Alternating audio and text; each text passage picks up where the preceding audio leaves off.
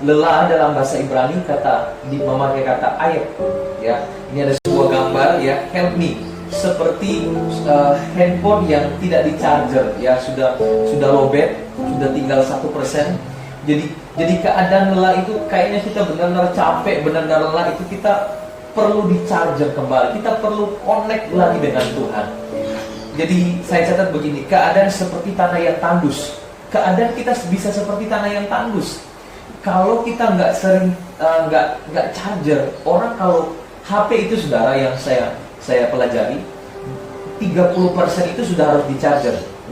Jadi 30% sudah harus di charger, karena di bawah 30% itu mempengaruhi performa dari baterainya, maka baterainya akan cepat rusak.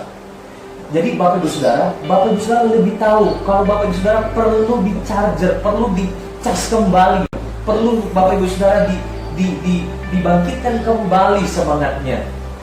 Kita tahu kalau tinggal 30% handphone kita, apalagi kalau handphone Bapak Ibu Saudara berapa 30% aja atau 10% aja kita langsung cepat-cepat cari solokan atau kita pergi kemana. Sama halnya dengan hidup kita, 30% saudara itu benar keadaan kita sudah mulai menurun. Kami pun hamba Tuhan, tenaga kami, kerohanian kami kadang bisa juga lowbat saudara. Jadi kami juga harus tahu kalau sudah lowbat kami harus cepat-cepat charger, harus kembali disegarkan oleh Tuhan. Hati kita bisa tandus, hati kita bisa kering Bapak Ibu Saudara. Saudara ibadah begini saja bisa kering hatinya. Kami pun hamba Tuhan pada saat melayani bisa kering hatinya. Jiwa kita bisa kering, kayak nggak ada rasa apa-apa tuh kalau setiap kali ibadah, kalau setiap kali berdoa nggak ada rasa apa-apa.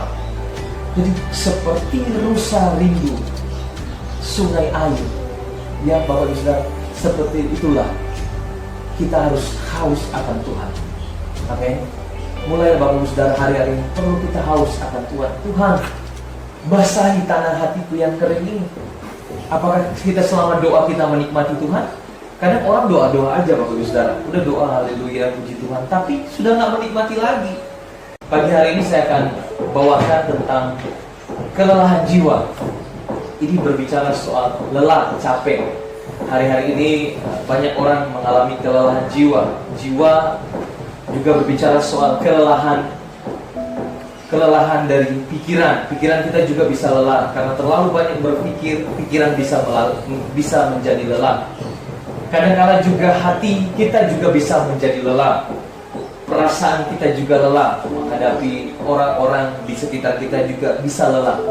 Kelelahan jiwa, bahkan kelelahan rohani dialami oleh setiap orang percaya. Bahkan hari-hari ini begitu banyak saya dengar kabar banyak orang sudah capek, sudah lelah, karena hari-hari ini betapa orang bergumul tentang masalah ekonomi. Dan saya percaya bahwa Tuhan kita, Tuhan yang tidak pernah lelah, Tuhan tidak pernah capek untuk memperhatikan setiap kehidupan kita. Amin, Bapak Ibu Saudara. Kita akan baca bersama-sama Yeremia pasal 31 ayatnya yang ke-25. Yeremia pasal 31 ayatnya yang ke-25 dan 26. Kita akan baca, atau saya bacakan dalam nama Tuhan Yesus. Yeremia pasal 31 ayat 25. Saya bacakan. Sebab aku akan membuat segar orang yang lelah, dan setiap orang yang merana akan kubuat puas. Ayat 26, sebab itu aku bangun dan melihat tidurku menyenangkan. Ini dimana seorang Nabi Yeremia, dia menubuatkan bangsa Israel yang telah jatuh dalam dosa. Mereka tidak taat kepada Tuhan, sehingga Tuhan akan memulihkan dengan sempurna.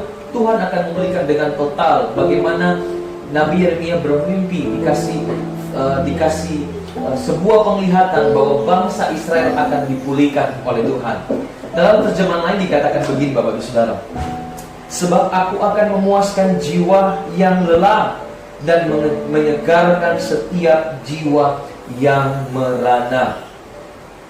Yang mampu dan bisa memuaskan jiwa kita yang lelah dan menyegarkan hanya pribadi Yesus. Amin. Karena ketika kita lelah, capek, ketika kita datang dalam hadirat Tuhan, kita akan dipuaskan jiwa kita yang lelah, yang capek, dan disegarkan. Menyegarkan setiap jiwa yang merana. Ayat 26 dalam terjemahan lain dikatakan begini, pada waktu itu orang akan berkata, setelah tidur nyenyak aku merasa segar. Kalau orang dalam Tuhan, kalau dia bangun pagi pasti segar. Amin. Kalau bangun berdoa, ya, kalau orang bangun langsung bangun nggak berdoa, kayaknya ada yang kurang. Amin, Bapak Ibu Saudara. Ya, kalau orang bangun belum doa, kayaknya ada yang kurang. Kayaknya kalau kita belum bertemu dengan hadirat Tuhan, kayaknya belum segar rasanya. Terus sebab itu Bapak Ibu Saudara, tidur kita itu, tidur nyenyak pun itu adalah berkat dan anugerah Tuhan. Amin, Bapak Ibu Saudara. Coba Saudara bayangkan, ada orang-orang yang nggak bisa tidur, insomnia. Ya, dia nggak bisa tidur. Bahkan orang nggak bisa tidur karena stres, mikirin uang, mikirin pekerjaan. Makin banyak uang, makin banyak yang dipikirkan. Ya, Bapak Ibu Saudara, jangan pikir orang kaya itu nggak banyak berpikir. Dia pikir bayar ini, bayar itu, uangnya harus dikemanain.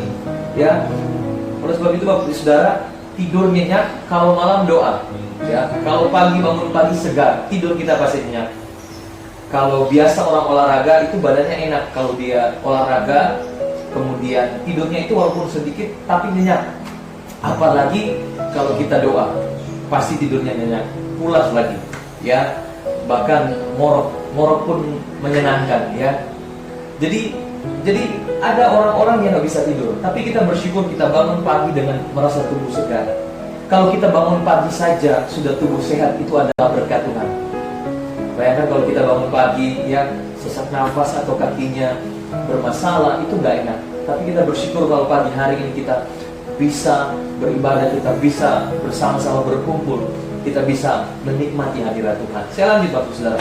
Kelelahan Bapak Ibu Saudara, ini dalam Kamus Besar Bahasa Indonesia ada kata lelah. Ya, dari kata lelah berarti juga kepenatan, letih, payah, tidak bertenaga. Jadi Bapak Ibu Saudara, kita bisa saja tidak bertenaga, lelah. Kalau mungkin kita bekerja, Bapak Ibu Saudara bekerja, kita bisa mengalami kelemahan tubuh, keletihan tubuh, tidak bertenaga. Kita juga bisa tidak bertenaga saat kita bekerja seharian, kita merasa tidak bertenaga. Bahkan kata lelah ini berarti setelah dipulihkan dari sakit masih sering berasa sakit. Jadi gambaran dari orang yang lelah ini, ketika dia dipulihkan dari sakit. Saya pun pernah sakit, Bapak Ibu Saudara pernah sakit. Ya, kemarin, ya, seminggu yang lalu, ya, kaki saya keseleo, Bapak Ibu Saudara. Kita main bulu tangkis, sudah lama nggak main, kemudian main. Jadi setelah dipulihkan mungkin masih berasa di bagian kaki saya. Jadi masih ada rasa sakit, itu masih ada membekas. Dalam hidup kita, jiwa kita juga bisa merasa sakit, ada bekas luka, ada bekas sakit. Mungkin yang dulu karena kita pernah sakit, kita pernah kecewa dengan orang lain, kita pernah kecewa dengan keadaan, kita bisa juga merasakan masih ada membekas. Rasa sakit itu membekas. Jadi jiwa kita itu bisa saja menderita, merana karena persoalan masa lalu yang tidak diselesaikan. Jadi kita butuh Tuhan untuk menyegarkan, untuk memulihkan keadaan kita yang masih merasa sakit. Kadang perasaan sakit itu bisa muncul tiba-tiba kepada orang-orang di sekitar kita, dan kita menjadi tidak bertenaga. Aduh, lemas sekali nih kalau ingat dia, kalau ingat mungkin seseorang telah menyakiti, atau kita ingat, aduh, pekerjaan seharian terlalu capek, terlalu lelah. Tapi saya percaya setiap kelelahan yang kita alami, kelelahan jiwa khususnya, ada Yesus yang mampu menyegarkan kembali jiwa kita. Amin, Bapak Ibu Saudara. Ya, lelah dalam bahasa Ibrani memakai kata ayat. Ya, ini ada sebuah gambar, ya, help me, seperti handphone yang tidak di charger, ya, sudah lowbat, sudah tinggal 1%. Jadi keadaan lelah itu kayaknya kita benar-benar capek, benar-benar lelah, itu kita perlu di charger kembali, kita perlu connect lagi dengan Tuhan. Jadi saya catat begini, keadaan seperti tanah yang tandus. Keadaan kita bisa seperti tanah yang tandus. Kalau kita nggak sering nggak charger, orang kalau HP itu, saudara, yang saya pelajari, 30% itu sudah harus di charger. Jadi 30% sudah harus di charger, karena di bawah 30% itu mempengaruhi performa dari baterainya, maka baterainya akan cepat rusak. Jadi Bapak Ibu Saudara lebih tahu kalau Bapak Ibu Saudara perlu di charger, perlu di cas kembali, perlu Bapak Ibu Saudara dibangkitkan kembali semangatnya. Kita tahu kalau tinggal 30% handphone kita, apalagi kalau handphone Bapak Ibu Saudara baru berapa 30% aja atau 10% aja kita langsung cepat-cepat cari solokan atau kita pergi kemana. Sama halnya dengan hidup kita, 30% Saudara itu benar keadaan kita sudah mulai menurun. Kami pun hamba Tuhan, tenaga kami, kerohanian kami kadang bisa juga lowbat Saudara. Jadi kami juga harus tahu kalau sudah lowbat kami harus cepat-cepat charger, harus kembali disegarkan oleh Tuhan. Hati kita bisa tandus, hati kita bisa kering Bapak Ibu Saudara. Saudara ibadah begini saja bisa kering hatinya. Kami pun hamba Tuhan pada saat melayani bisa kering hatinya. Jiwa kita bisa kering. Kayak gak ada rasa apa-apa tuh kalau setiap kali ibadah, kalau setiap kali berdoa gak ada rasa apa-apa. Jadi seperti rusa rindu sungai air. Ya Bapak Ibu Saudara, seperti itulah kita harus haus akan Tuhan. Oke? Mulai Bapak Ibu Saudara hari-hari ini perlu kita haus akan Tuhan. Tuhan, basahi tanah hatiku yang kering ini. Apakah kita selama doa kita menikmati Tuhan? Kadang orang doa-doa aja Bapak Ibu Saudara, udah doa haleluya puji Tuhan, tapi sudah nggak menikmati lagi. Waktu awal-awal Saudara ingat, waktu Saudara dulu ketemu Tuhan, Saudara berbahasa roh, Saudara menikmati hadirat Tuhan, haleluya.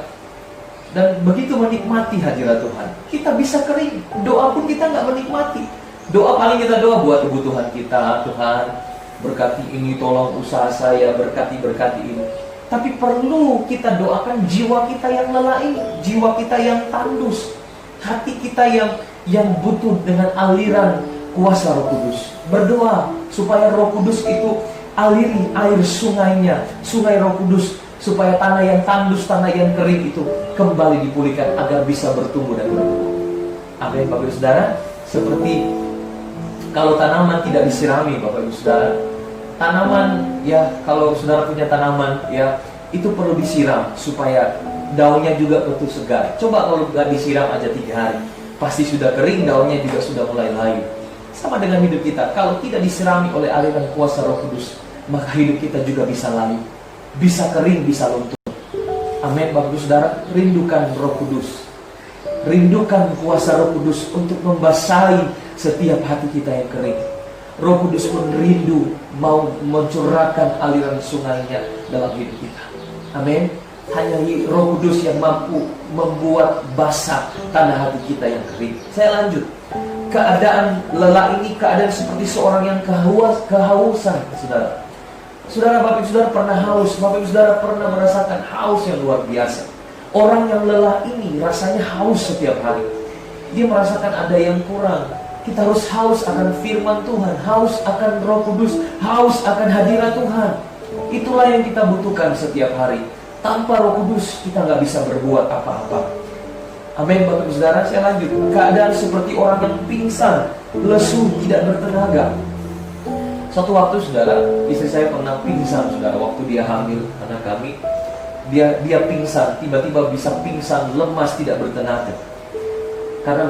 Karena bawaan dari bayi. Jadi bisa lemas, bisa pingsan. Seumur-umur Bapak Ibu Saudara, saya pernah rasa pingsan itu sekali Saudara. Waktu kaki kanan saya patah. Waktu saya main futsal Saudara, tiba-tiba kaki kanan saya patah Saudara. Itu saya rasa mau pingsan Bapak Ibu Saudara. Rasanya mau pingsan gitu. Sudah saya rasa sudah pingsan kayak Saudara. Saya tertidur begini kayak udah orang nggak sadar. Saya butuh tenaga yang baru. Jadi keadaan kita seperti orang yang pingsan, orang nggak bertenaga.